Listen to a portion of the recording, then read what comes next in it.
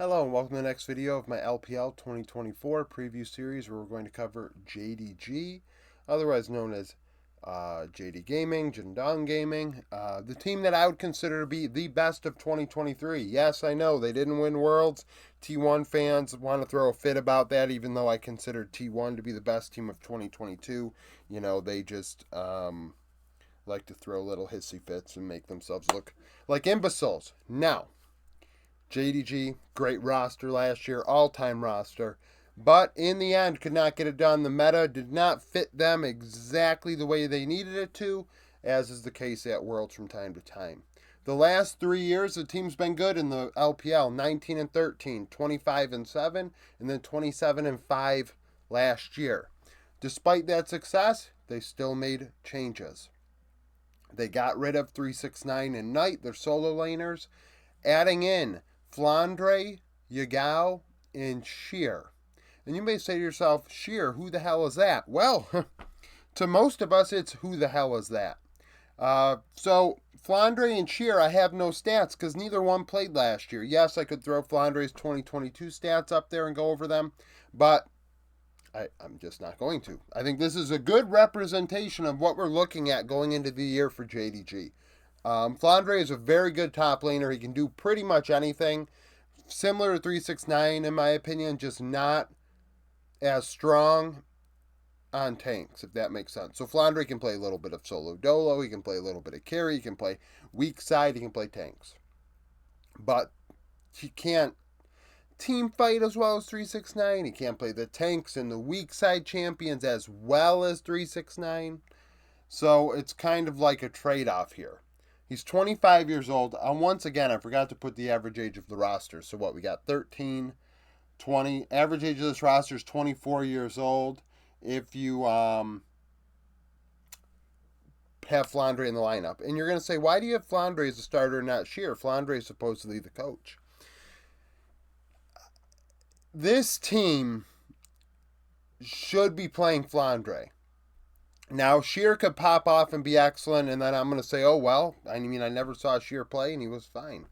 But 18 years old, could he pop off and be great? Yeah, he could. But this also could end in a disaster. No organized league experience in the LDL or anything below that we can make, statistical analysis of. So they have Flandre there to help them. And this is the right way to do this. We talked about EDG a couple previews ago and how they've brought in Vampire and they've brought in Fisher. And they have no, just guidance there. Nobody to guide them, especially with Vampire. I mean, Fisher last year had Fofo for a bit, and that probably helped. But you have no insurance. If Fisher sucks, EDG's screwed. If Vampire sucks, EDG is going to have trouble. But for JDG, if Sheer sucks, they have Flandre. So, in the end, in my opinion, Flandre is like the bar of how good the top lane situation will be for JDG. And then, if Sheer is better than Flandre, that's good, great. But if Sheer is worse, they'll just play Flandre. Sheer is 18 years old himself. Flandre obviously coming off of a year off where he still was under contract with EDG. Redwall, formerly known as Nimrod, is their third string player. A lot of people thinking Nimrod should have gotten the job. Looking at these stats, I don't believe so. I don't think he fits what JDG probably need. With a roster that's this old, you can't be wasting time with players that have a 2 KDA in the LDL and an 8 CS per minute and a 54-1 KP. These numbers are not overly great. He's not dominating that level of play. 21.5 gold share, 554 damage per minute, 12 champions played in those 47 games. But look at his carry games, look at his Jace, look at his Gragas. Yeah, well, look at all the other games. Take the entirety of his season and be like, okay, does this fit into the LPL? Is this better than Flandre and Sheer? Probably not.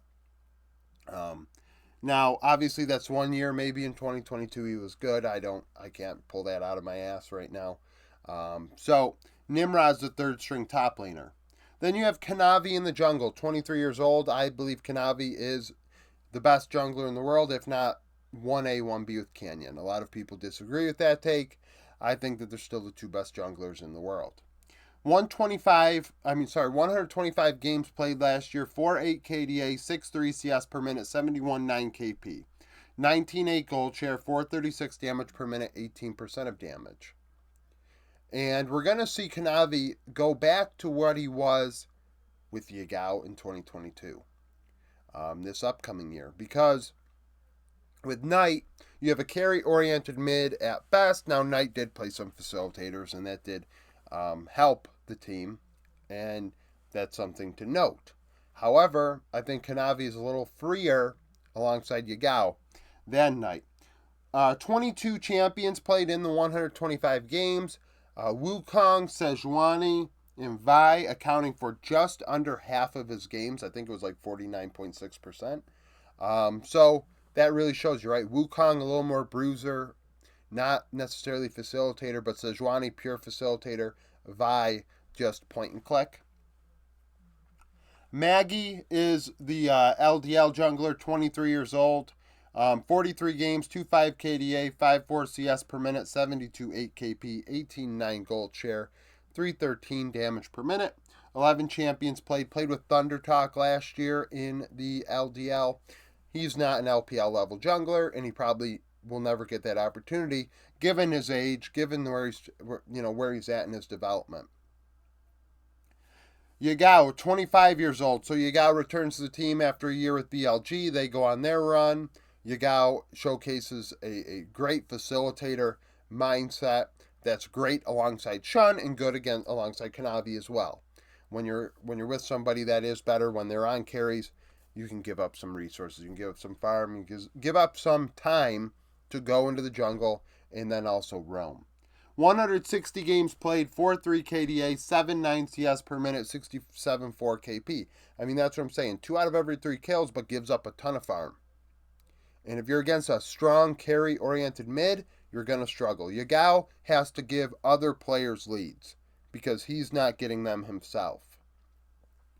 20.9 gold share, 563 damage per minute, 24.4 damage share, 18 champions played. Annie, Jace, Ari account for just over 1/3 of his games. So Annie, Jace, Ari, 3 most played. So he had a wide champion pool this past year, including Azir, which almost sneezed. It's right there. Okay, I think it's going away. So Knight wouldn't play Azir last year. We went over that in the BLG video. I've went over it a couple times since hearing about that. Yagao, I've harped on Yagao after 2022 Worlds as a player that had a small champion pool. Last year with BLG, he really spread it out, which is good. LZQ is the backup. He only played 1 game with JDG last year. Otherwise, nothing. He was their substitute at 19 years old in that game on Jace. Had a 2 KDA, 7.9 CS per minute, 66.7 KP. 22.6 gold share, 694 damage per minute, 20.7 damage share. Good for him. He is the substitute right now again. Kaidio, 22 years old, played with TSM a couple years prior, if you recall, when they brought in him in Shen Yi. Now he's with JDG or Joy Dream in the LDL. Some of these stats, so these stats are poisoned. 13 out of 71 are bot laner stats, which makes you wonder, like, he had a bad split, a bad year. As far as mid lane's concerned, an 8.6 CS per minute in 71 games, a 4.4 KDA is decent, 65.5 KP. So he's not getting a ton of resources, and some of this is boosted by playing bot lane. 21.7 gold share, 484 damage per minute, very passive. And we saw that with TSM a couple years ago with him, that he would just kind of go in a side lane and just farm and try and like almost be a top laner, if you will, just in the side lane. 24 champions played. It's not a shock because he played bot lane. So right now he's the 3rd mid on the team. Excuse me. Ruler, 25 years old. Some may say he's the best player in the world outright. Best AD carry outright. 25 in a couple days. 125 games played. 7.4 KDA. 10.1 CS per minute. 66 KP. Obviously these numbers are excellent, especially when you factor in all the games he played that were not playoffs. So 1/3 of those 125. You could argue 40 of them are probably Worlds, MSI, maybe another, 20 or so playoffs. 24-9 gold share, 649 damage per minute, 27 damage share, 14 champions played. Zaya, Aphelios, and Zeri accounting for 53% of the games. The backup is Guba. Guba has no stats to go over, so another player with nothing to go off of. Like I said, I forget which team I mentioned it for. You're going to see teams with bad prospect pools if they're good, for the most part, because the path to pro is not there, right? You see this roster, and you could say, okay, well, maybe Flandre, Yagal, Ruler are getting older. Maybe they leave at 25 years old.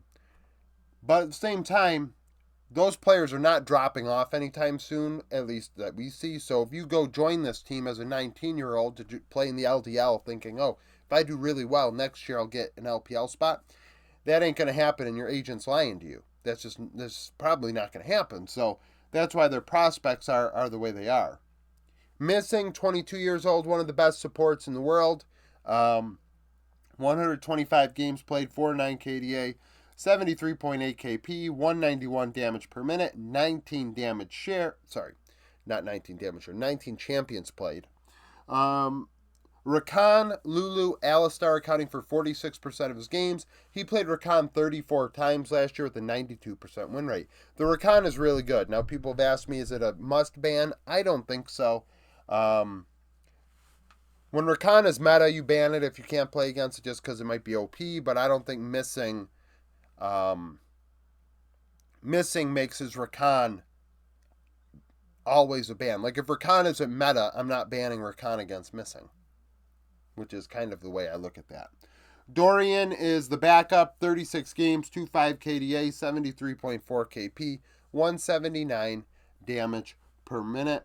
15 champions played in those 36 games, so wide champion pool. Keep in mind, though, LDL did use Fearless Draft, so that does change some things. New coach because Home left. He couldn't deal with Knight because Knight wouldn't play Azir, and who else knows? I think maybe there are other things with that. I'm sure fans got on him because they lost at Worlds. Mafa is the coach now. 125, 44, and 6 in individual games in the LPL and LCK. In best of threes. 67 and 45 in individual games as a coach in the playoffs regional finals. And then lastly, at international events, individual games, 34 and 26. I believe he was with Gen G last year.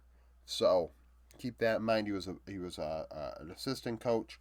This is not only head coach stats. This is anything that Leaguepedia gave him credit for in terms of being a coach on whatever staff. So obviously good roster, a Worlds contending roster. Is it going to win Worlds?